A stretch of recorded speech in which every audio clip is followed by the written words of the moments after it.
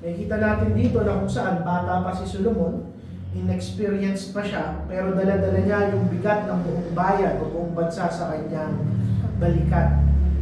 At ngayon, inaral natin kung paano sinecure ng Panginoon yung trono ni Solomon. Last week, inaral natin kung paano niya pinagtiba yung kaharian ni Solomon. At ngayon, yung future ng Israel ay nakasalalay sa karakter ng magiging hari nila. At sa pagkakataong ito, ay nagpakita ang Panginoon sa panaginip ni Solomon. At tinanong siya ng isang napakagandang bagay ng Panginoon. Ask what I shall give thee. Sabihin mo sa akin kung ano ang gusto mong hilingin. At marami ang iniisip na generous lang yung Panginoon sa pagbibigay ng offer kay Solomon.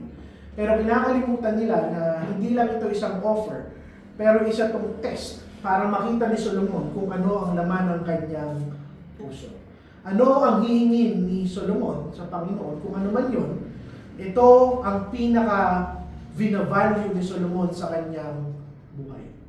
Pwede siyang humingi ng kapangyarihan, pwede siyang humingi ng napakaraming yaman, ng mahabang na buhay, kaya niyang humingi sa Panginoon na ipanalo lahat ng gyera ng kanilang kaharian.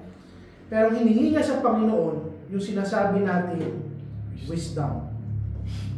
At yung passage na ito ay tinuturo sa atin na natutuwa ang Panginoon hindi lamang sa pagbe-bless ng kanyang mga pinili, pero natutuwa siya habang inuhubog niya yung bawat isang taong kanyang pinili. At paalala ito sa bawat isang lalaki that when it comes to leadership, it is never about self-interest. Hindi ito tungkol sa atin. It is about stewardship at kung sa paano tayo mamumuno. Whether sa ating tahanan, sa ating ministeryo, sa ating trabaho, or simply put sa ating mga sariling buhay. The question remains the same. Ano ang hinihingi mo sa ating Panginoon? First point na meron tayo dito. Makikita natin yung promising beginning ni Solomon. Makikita natin yung katapatan ni Solomon sa kanyang simula bilang isang hari. Makikita natin dito, ang sabi dito, and Solomon loved the Lord, walking in the statutes of David his father. Verse 1 hanggang verse 3, hindi po natin siya binasa. Magandang isipin na kung saan, yung puso ni Solomon ang sabi, katulad siya ng kanyang tatay na si David. Inclined yung kanyang puso na ibigin ang ating Panginoon. At napakaganda para sa isang anak na hindi niya nire-reject yung pananampalataya ng kanyang magulang. Hindi niya kinagagalitan o inaayawan yung pangako ng ating Panginoon at lumalakad si Solomon ayon sa legasiya na iniwanan ng kanyang ama sa kanya. At napaka-importante nito. Bakit?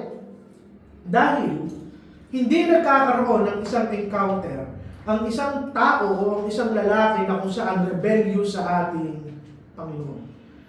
Hindi binibisita ng Panginoon, hindi pinagbibigyan ng ating Panginoon yung mga rebellious na tao.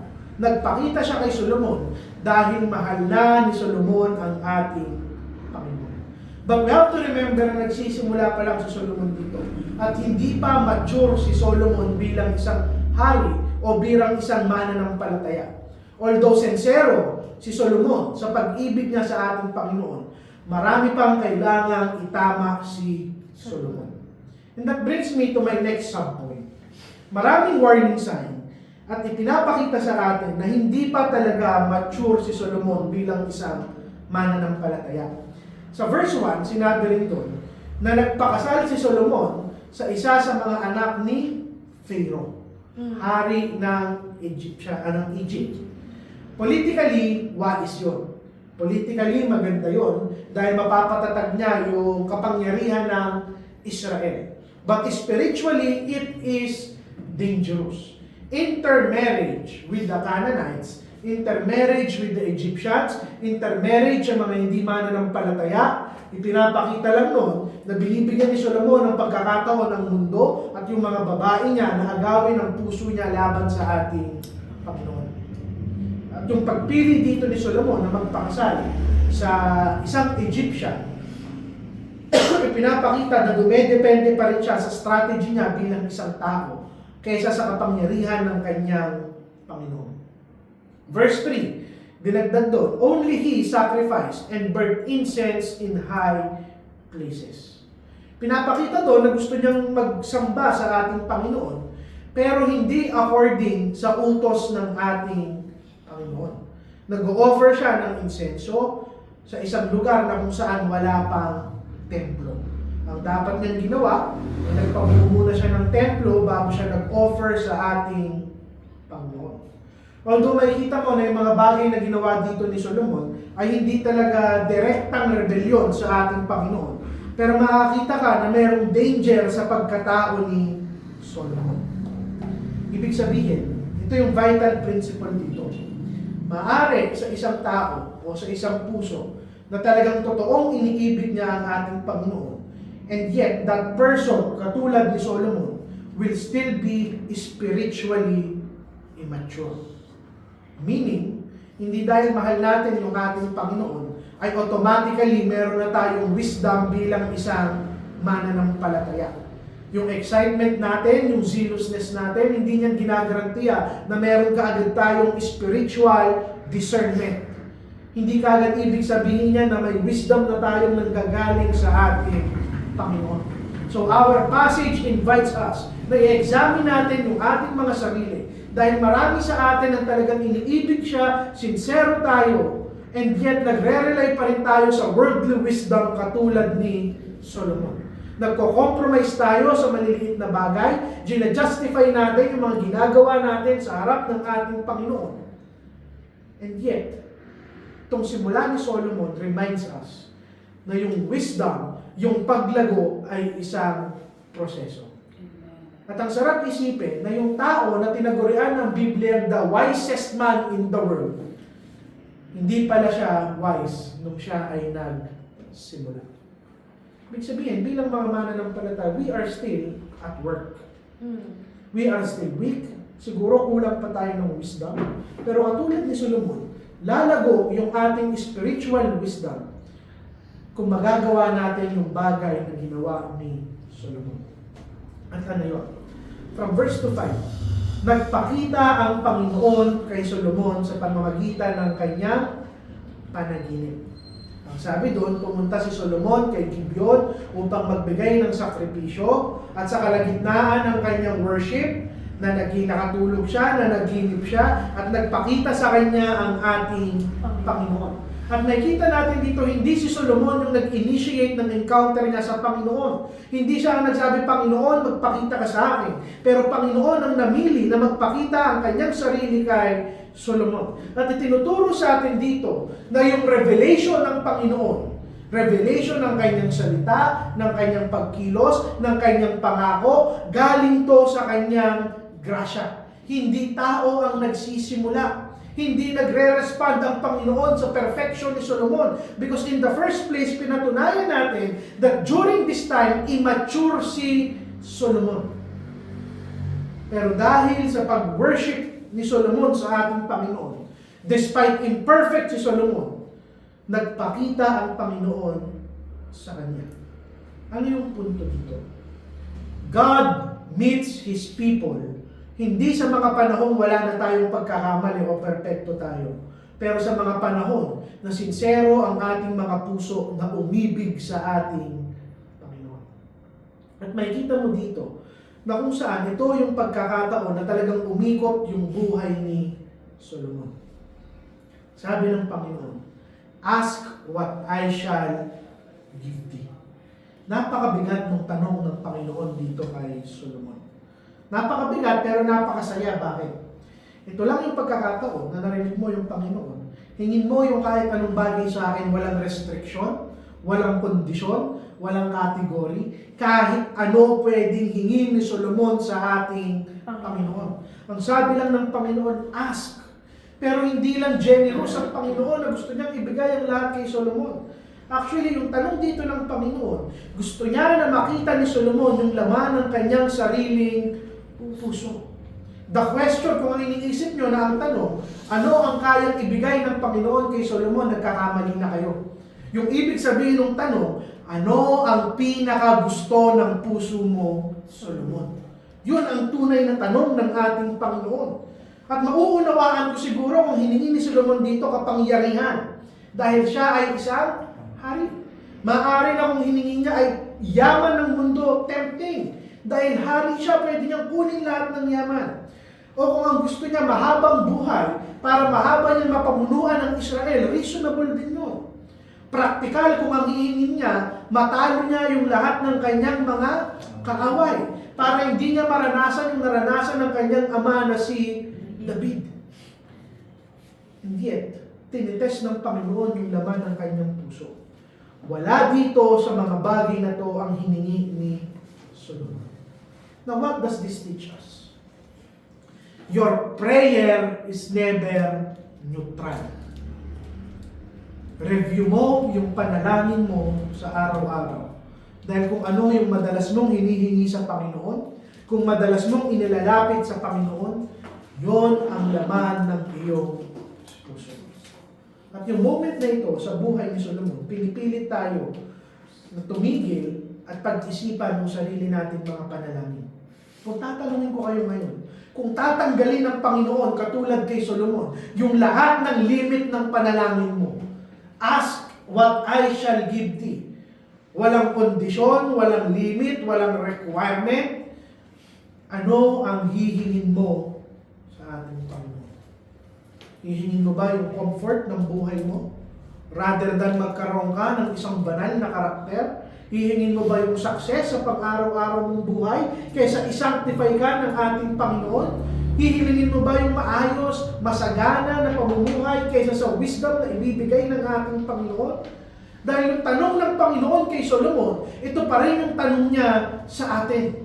And this question, hindi yan ibinigay ng Panginoon para i-intimidate ka, pero para i-reveal sa'yo kung ano ang tunay mong iniibig.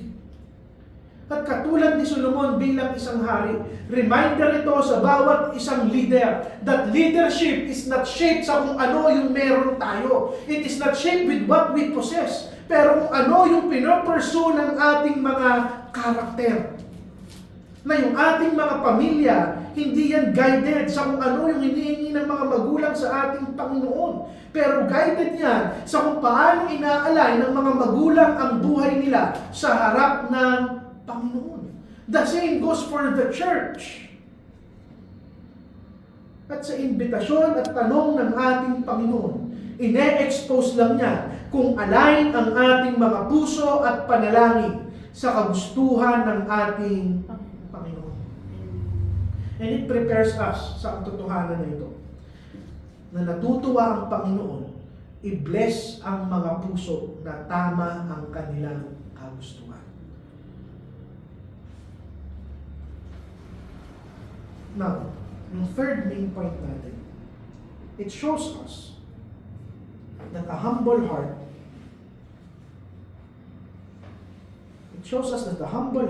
pleases the Lord. Yung sagot dito ni Solomon from verse 6 hanggang verse 9, makikita mo na hindi ka agad hiningi ni Solomon sa Panginoon yung wisdom. Sinimulan niya sa pag-alala niya sa kabutihan ng Panginoon sa kanyang tatay na si David. Thou hast shew unto thy servant David, my father, great mercy. He looks backward before he looks forward.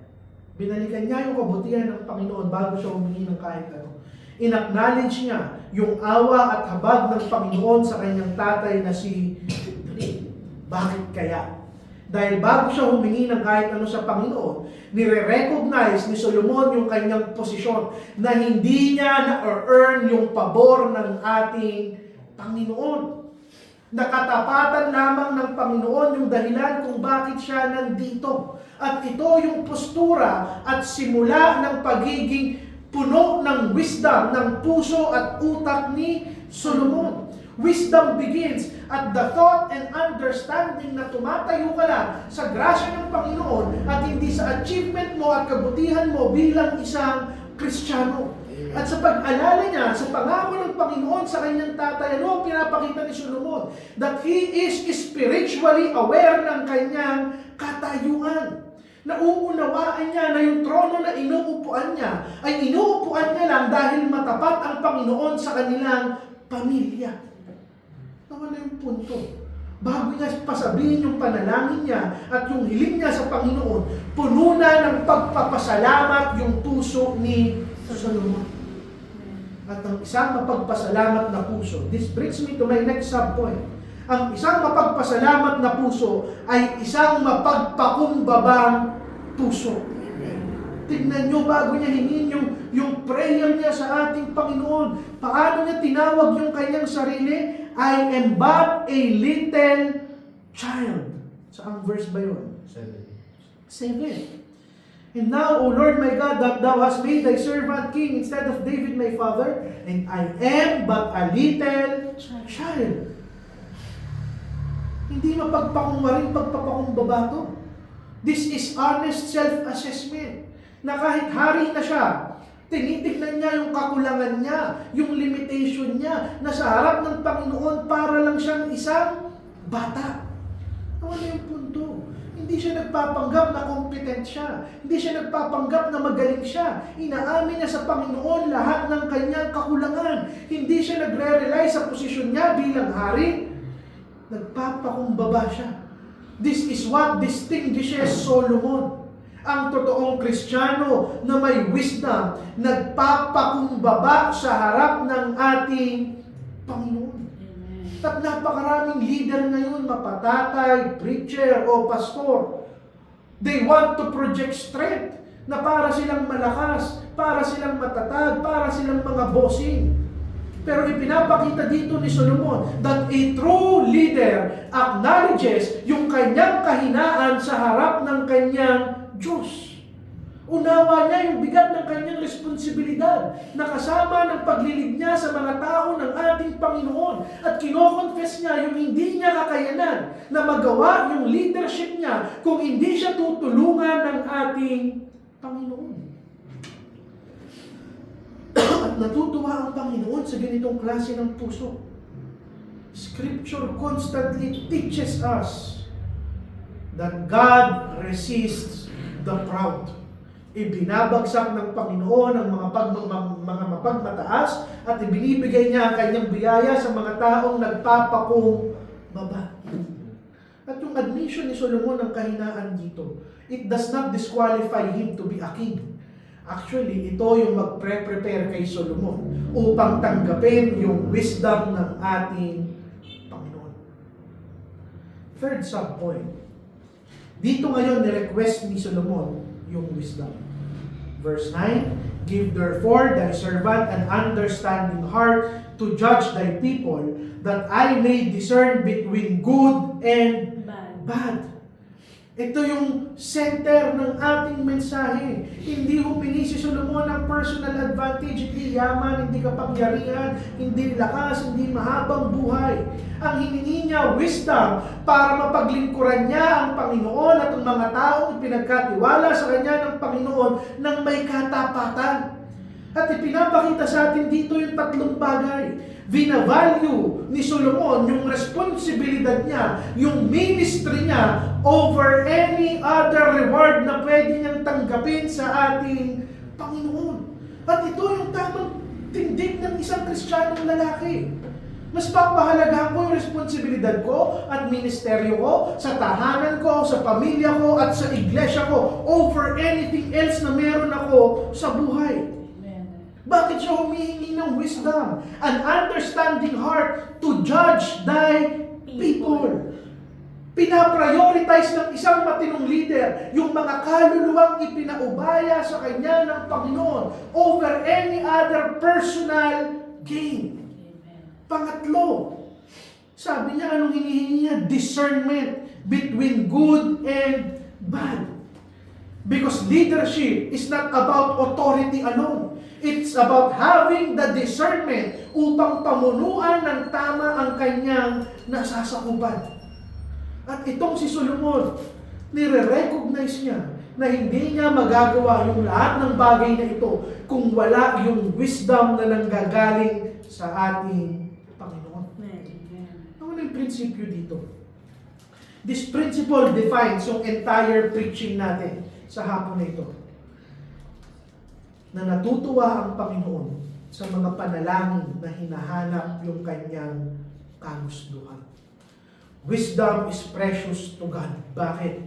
Dahil yung spiritual wisdom yung nag-aalay ng puso natin sa will ng ating Panginoon.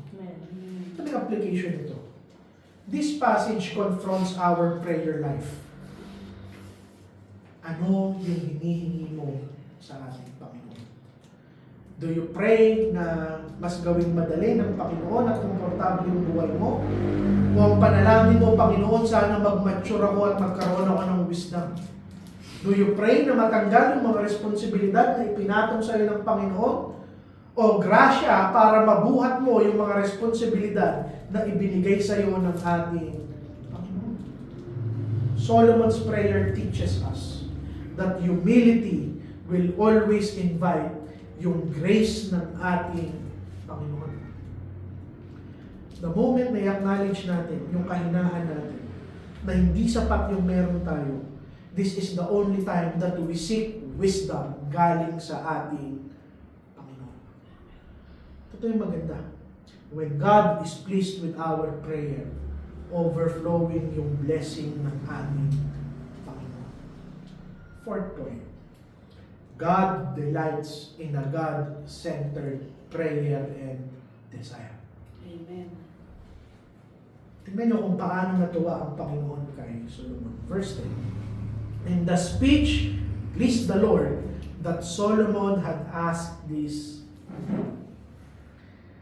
Naisip nyo ba yung kagandahan ng reaksyon dito ng Panginoon? Na hindi lang siya handang sagutin yung panalangin ni Solomon. Natuwa siya sa narinig niyang panalangin kay Solomon. This tells us something crucial about our prayer and God. Minsan minamaliit natin yung panalangin. Minsan iniisip natin yung panalangin ay pamamaraan lang upang kausapin ko yung Panginoon, makuha ko yung kailangan ko sa Panginoon. Pero dito, prayer is a form of worship. Natuwa yung Panginoon sa narinig niyang panalangin ni Solomon. Ibig sabihin, kung tama yung ating puso, tama yung ating panalangin, tama yung kinukuha at hinihingi natin sa ating Panginoon, hindi ka lang niya sasagutin. Masaya siyang naririnig ang iyong panalangin. Amen. Habang inaaral ko ito, natutuwa ko ng pakaramdam ko, tunay na anak ako ng Panginoon, na sa tuwing nananalangin ako para siyang aking tatay, na hindi siya nabibigatan sa hinihingi ko, pero masaya siyang naririnig ako na lumalapit ako sa Kanya. Sarap isipin. At talagang angat yung panalangin ni Solomon compared sa mga panalangin ng mga ordinaryong Kristiyano. Sabi ko nga sa iyo, nilista dito ng Panginoon lahat ng pwedeng hiningin ni Solomon. Ang sabi niya, long life, riches, life of thine enemies. Pero ang sabi niya, pero ang hiningi mo sa akin, understanding to discern judgment. Verse 11. Wisdom ang hiningi mo sa akin. Na kung titignan nyo, makasalanan ba kung hihilingin ni Solomon ang mahabang buhay? Hindi. Makasalanan ba kung hihingi siya ng yaman sa Panginoon para sa kaharian ng piniling bansa ng Israel? Hindi. Makasalanan ba kung hihingi siya ng tulong sa Panginoon na patayin ang kanyang mga kaaway? Hindi. These are not sinful desires, but it would show self-focused priorities. Ano na yung punto ko? Amen. Sa ating mga panalangin, masama bang hingin yung provision ng ating Panginoon? Hindi. Masama bang hingin yung proteksyon ng Panginoon sa ating mga pamilya? Hindi. Masama bang hingin yung good health? Hindi. Pero kung yun lang ang panalangin mo, it reveals your self-focused priorities.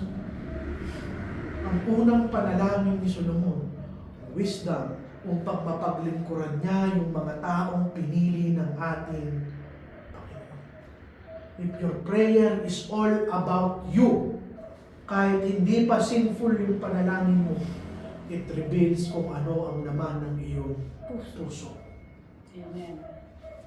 Solomon's prayer, however, is God-centered. Ang hiningi niya, wisdom makapaglingkod, wisdom makapag-judge ng tama, wisdom na maging steward at leader ng mga kaluluwang ipinagpaubaya ng ating Panginoon. Alam niyo, kung yung puso natin tunay na hinahanap yung purpose ng Panginoon, your prayer will not be about your personal advantage. Gagamitin mo yung panalangin upang mag-glorify, ma-honor ang Panginoon sa pamamagitan ng iyong paglilingkod. Now, ito yung nakakatawa sa Panginoon. Sinagot niya ba yung panalangin ni Solomon ng wisdom?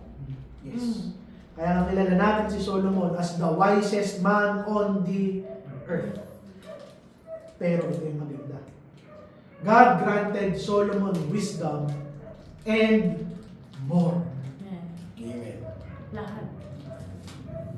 Abundance yung ibinigay ng Panginoon kay Solomon, sobra-sobra. Ibinigay niya yung wisdom unlike any other man. Pero hindi natapos yung Panginoon sa pagsagot kay Solomon sa wisdom. Yung mga bagay na hindi hiningi ni Solomon, ibinigay ng ating Panginoon. Yaman, honor, power, lahat ibinigay ng Panginoon kay Solomon at hindi ito hiningi ni Solomon sa ating Panginoon. And this reveals a biblical pattern na totoo yung sinabi ng Panginoong Jesucristo sa New Testament, seek ye first the kingdom of God, and all these things shall be added unto you. Kapag hinanap mo ang ating Panginoon, kapag inuna mo yung Panginoon, hindi niya lang isusupply yung wisdom mo, pero isusupply niya yung lahat ng pangangailangan mo upang gampanan ang iyong ministeryo. Pero take note nung sinabi ko, bibigay niya yung lahat ng pangangailangan mo, hindi para sumaya ka, pero para gampanan mo ang iyong ministeryo. Kung bakit niya pinayaman si Solomon, dahil gusto niya maging komportable si Solomon? Hindi. Para yung gamitin ni Solomon sa pagpapatayo ng templo ng ating Panginoon. Nawala yung punto ko dito. Yung added blessing ng Panginoon kay Solomon at yung added blessing ng Panginoon sa atin at sa ating mga tahanan, hindi yan reward. Overflow lang yan ng kabutihan ng Panginoon. Hindi para sa iyo, hindi para sa pamilya mo, kung hindi para magamit yan sa pagpapalaganap ng kanyang kaharian. But the centerpiece of all of this, wisdom. Kung bakit binibless ng Panginoon si Solomon? Dahil may wisdom si Solomon kung paano gagamitin lahat ng overflow ng blessing ng ating Panginoon. No. But this is a conditional promise. Conditional yung pagsagot ng Panginoon kay Solomon. Saan mo makikita? Verse 14. Sabi doon, and if thou wilt walk in my ways, to keep my statutes and my commandments, as thy father did walk, then I will lengthen thy days. This reminds us. Humingi si Solomon ng wisdom sa Panginoon. Blines siya ng wisdom, blines siya ng yaman, blines siya ng mahabang buhay, blines siya ng kapangyarihan, kaharian. Pero hindi tinatanggal ng blessing ng Panginoon yung responsibilidad natin bilang mga tao. God's sovereign blessing does not negate human responsibility. Ano yung punto? Ibe-bless ka ng Panginoon ng wisdom, pero pwedeng mawala yung wisdom na yan anytime na hindi mo bantayan ang iyong buhay. Amen. Amen. That is true. Nakakita na kayo ng mga pastor at ng mga preacher na ang gagaling magturo. Ang tatapang, malalalim.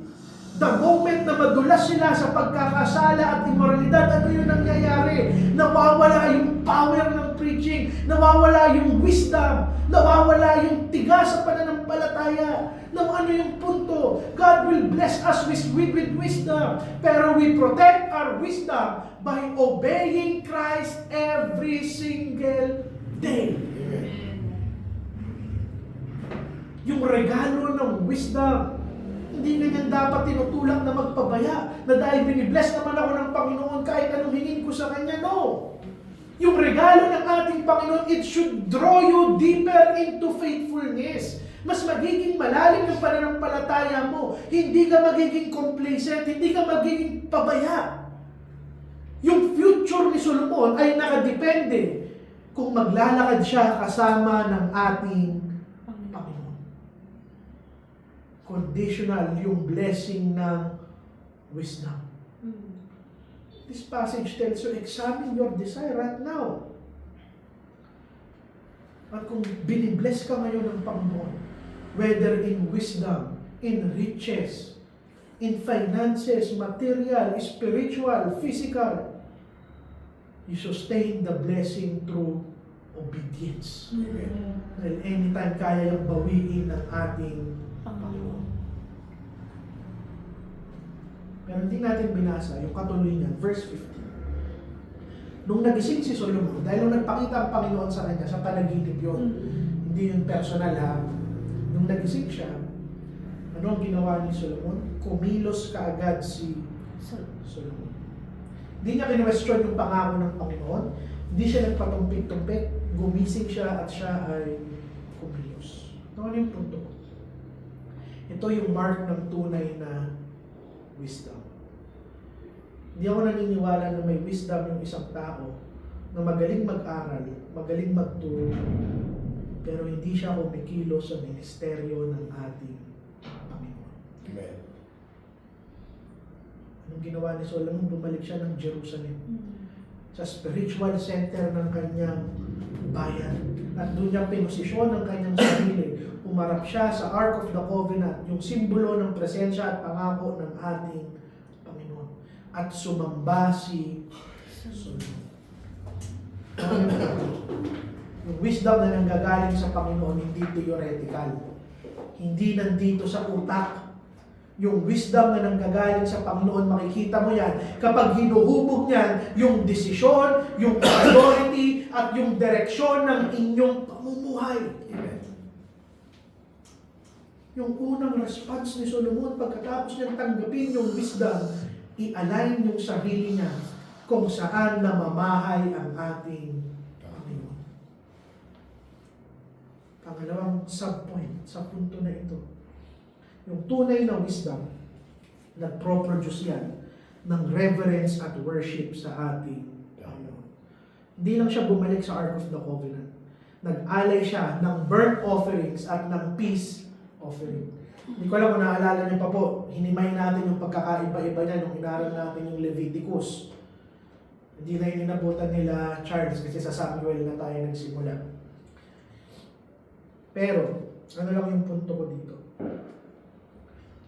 Hindi routine yung ginawang worship dito ni Solomon. Talagang ipinakita niya na taos-puso siyang sumasamba sa ating Panginoon. Ano yung punto ko? Sa kanyang pagsamba, ipinakita niya na yung wisdom niya hindi pinalaki yung kanyang ego. Hindi inflate yung ego ni Solomon. Pero yung wisdom niya, pinalalim yung humility niya sa harap ng ating Panginoon. Dahil ito yung katotohanan. The wiser you become, the more conscious you are sa kaliitan mo sa harap ng ating Panginoon. Amen. At yon ang tunay na wisdom. Pag nakita mo yung kaliitan mo, yung wisdom mo, itutulak ka na sumamba sa ating Panginoon. Dahil ito yung difference.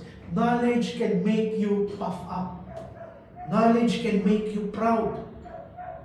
Yung talino, kaya ka nang gawing mayabang. Pero yung wisdom, dudurugin niya yung puso mo hanggang sumamba ka sa ating Panginoon. Bakit napagpakumbaba si Solomon? Dahil unawa niya na yung wisdom na meron siya, regalo lamang ng ating Panginoon. Yung worship niya, yung naging acknowledgement niya ng authority, insight, at blessing na nanggagaling sa ating Panginoon.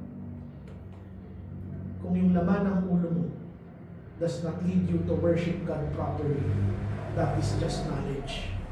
Because wisdom, biblical wisdom, pushes you to worship God. Now, ano yung application natin bago tayo magtapos? Katulad ni Solomon, do you respond and do you act sa mga bagay na nire-reveal sa iyo ng ating many knows God's word.